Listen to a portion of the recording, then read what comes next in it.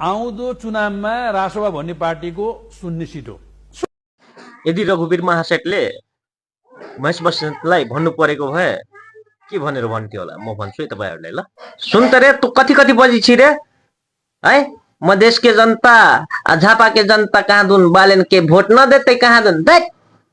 रेणु दाहालले यदि चितवनमा चुनाव हार्छ भने यो त्यसमा अर्को युद्ध हुन्छ। ल के ठुलो कुरा त भने हो, यो भाइले ठीक भने रहेछ।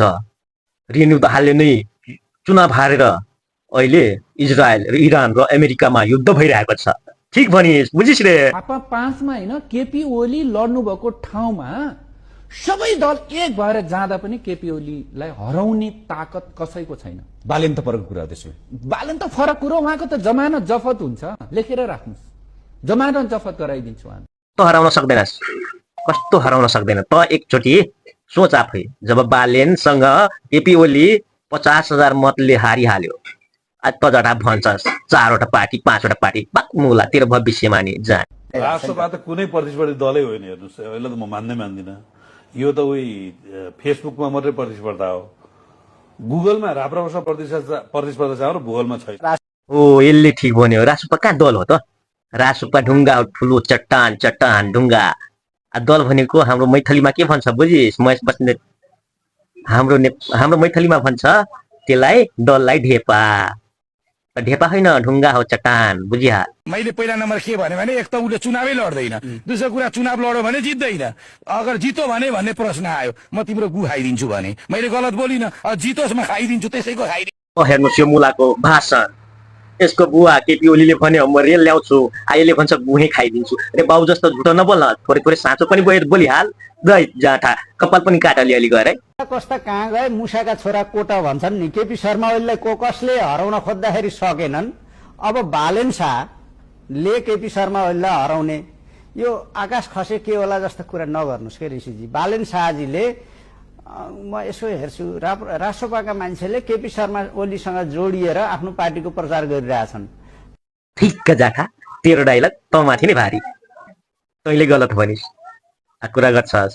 आज जब कुरा गरेको थियो बालेन शाहले, सिंह दरबार अगाडि फोहोर फाडिदियो बालेन शाहले, त तेरो ओलीले केही गर्न सकेन। त ठुलो कुरा गर्छस्, नगर भाइ नगर, तेरो गल्ती हुन्छ है। कुरा जोडेर गरिरहेछ प्रचार, बालेन शाहले होइन, तेरो ओली बाले। बुझिस् कसरी? अब भनिदियो, किनकि तेरो ओली बालेनको एनी टाइम बेइज्जती गर्छ, तर बालेनले एकचोटि पनि तेरो बाको बेइज्जती गरेको छैन। अलिक ध्यान दे, बुझिस्?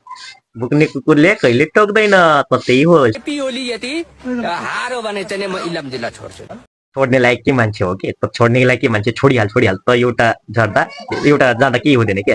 त्यस्तै ओली बाको सोच छ है, मेरो चाहिँ होइन है। फेरि ओली बाले भने त्यो 2-4वटा आँप झर्दैमा पुरै सिँगै रुख नै ढल्दैन रे। त त्यही हो, त एउटा ढलिस भने केही फरक पर्दैन, गइहाल। झुटा कुरा होइन।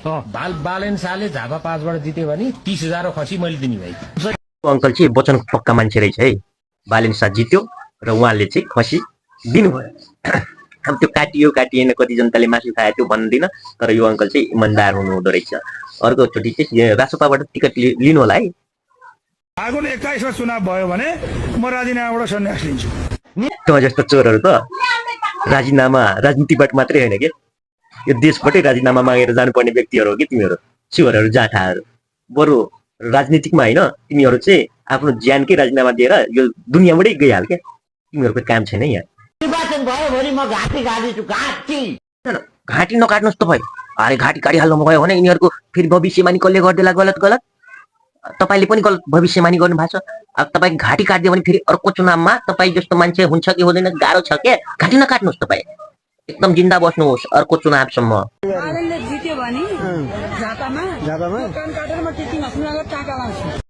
कान काट्ने कुरा तपाईँको बाउले त रेलै ल्याउने कुरा गर्यो, रेल चढाएर मान्छे काट्ने कुरा गर्यो। तपाईँ कान काट्ने कुरो गरेर फेरि अर्को झुटो नबोलिदिनुहोस् न।